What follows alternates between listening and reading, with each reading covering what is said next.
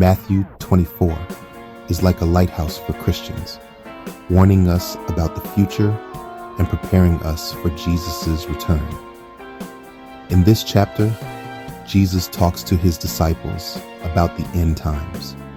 He tells them about tough times that will come and amazing things that will happen when he comes back. This chapter is important because it helps us understand God's plan and how to live right while we wait for Jesus. Matthew 24, verses 1 to 3.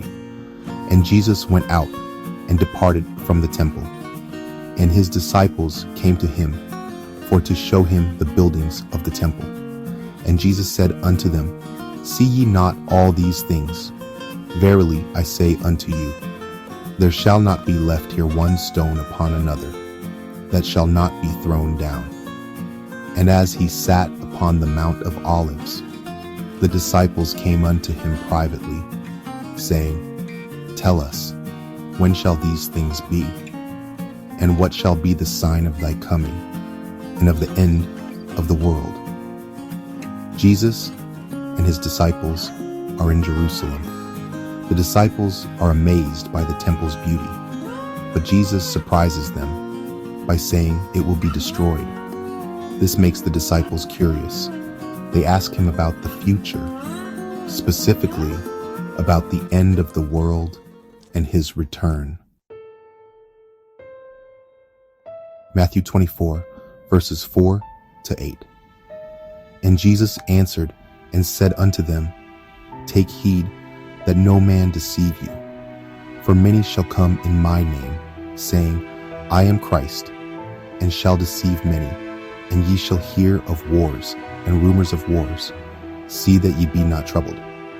For all these things must come to pass, but the end is not yet. For nation shall rise against nation, and kingdom against kingdom. And there shall be famines, and pestilences, and earthquakes in divers places. All these are the beginning of sorrows. Jesus starts by warning his disciples about being tricked. He says many people will claim to be the Messiah, leading others astray. He also talks about troubles like wars, famines, and earthquakes. But he tells them not to worry, because these are just the beginning of sorrows. Matthew 24, verses 9 to 14. Then shall they deliver you up to be afflicted, and shall kill you, and ye shall be hated of all nations for my name's sake. And then shall many be offended, and shall betray one another, and shall hate one another. And many false prophets shall rise, and shall deceive many. And because iniquity shall abound, the love of many shall wax cold. But he that shall endure unto the end, the same shall be saved.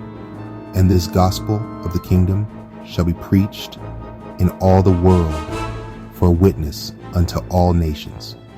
And then shall the end come. Jesus warns about persecution. He says his followers will face hatred and even death because of their faith. He also talks about false prophets who will deceive many. Despite these challenges, Jesus says the gospel will be preached throughout the world before the end comes.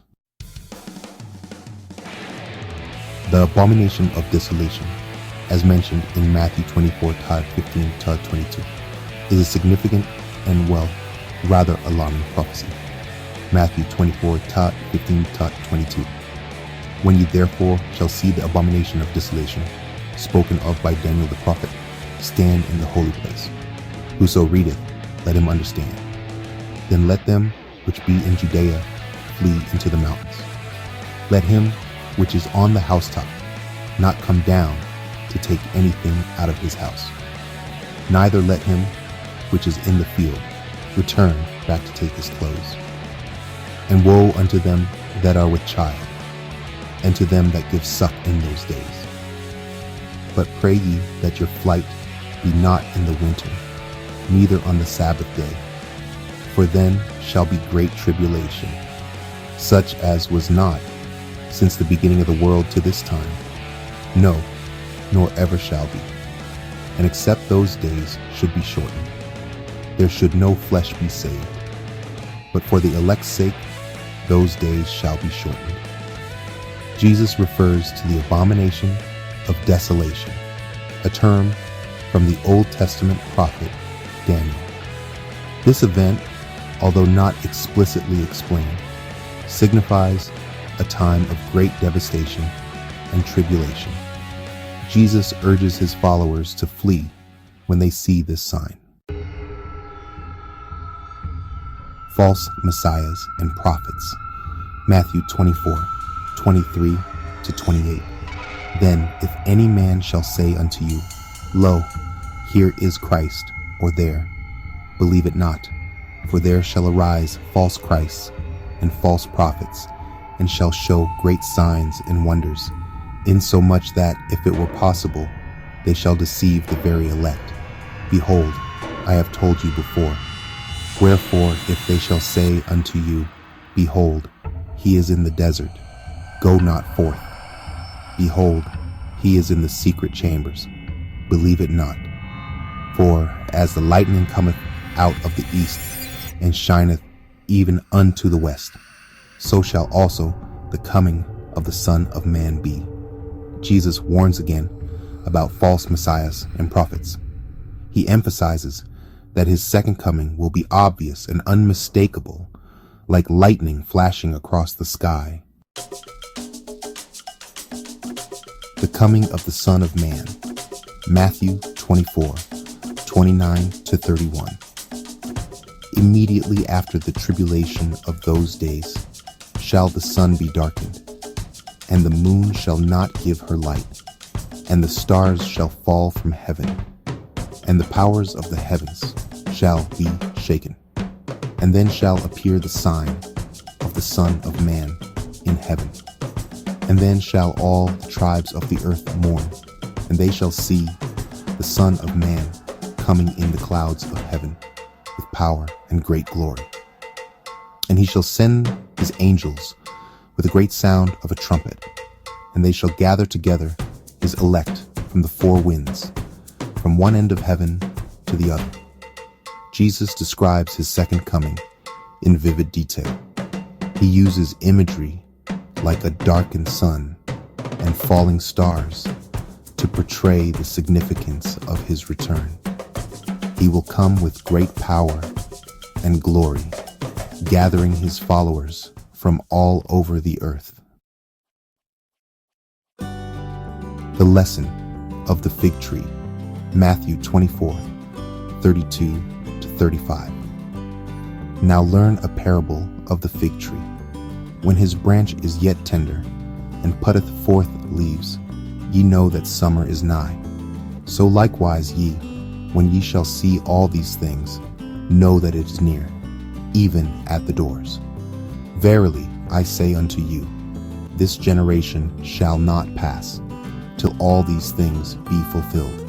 Heaven and earth shall pass away, but my words shall not pass away. Jesus uses the example of a fig tree to illustrate his point. Just as budding leaves signal the coming of summer, the events he described will signal his imminent return.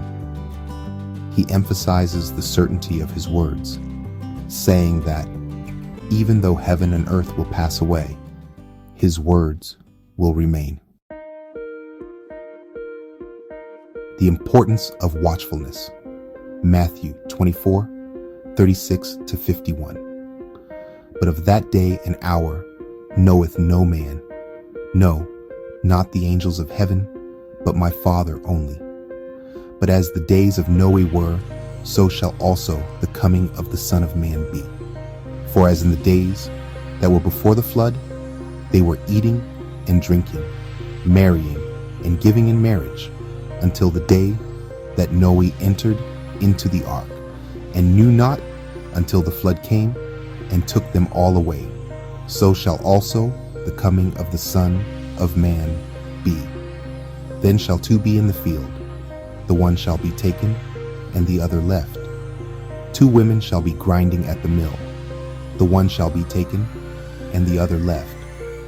Watch therefore, for ye know not what hour your Lord doth come.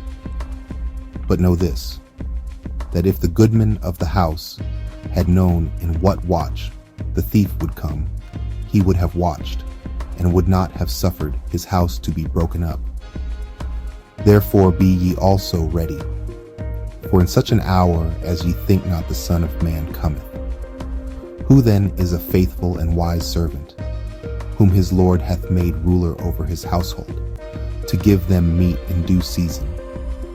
Blessed is that servant, whom his Lord, when he cometh, shall find so doing. Verily I say unto you, that he shall make him ruler over all his goods. But and if that evil servant shall say in his heart, My Lord delayeth his coming, and shall begin to smite his fellow servants, and to eat and drink with the drunken, the Lord of that servant shall come in a day when he looketh not for him, and in an hour that he is not aware of, and shall cut him asunder, and appoint him his portion with the hypocrites. There shall be weeping and gnashing of teeth. Jesus stresses the importance of being prepared for his return. He compares it to the days of Noah, when people were caught unaware by the flood. He emphasizes that no one knows the day or hour of his return, so his followers must always be ready. This chapter is a powerful reminder for Christians to live with eternity in mind. The troubles and tribulations serve as a reminder that this world is not our ultimate home, but the promise of Jesus' return gives us hope and motivates us to live lives of faithfulness and service, anticipating the day when he will make all things new.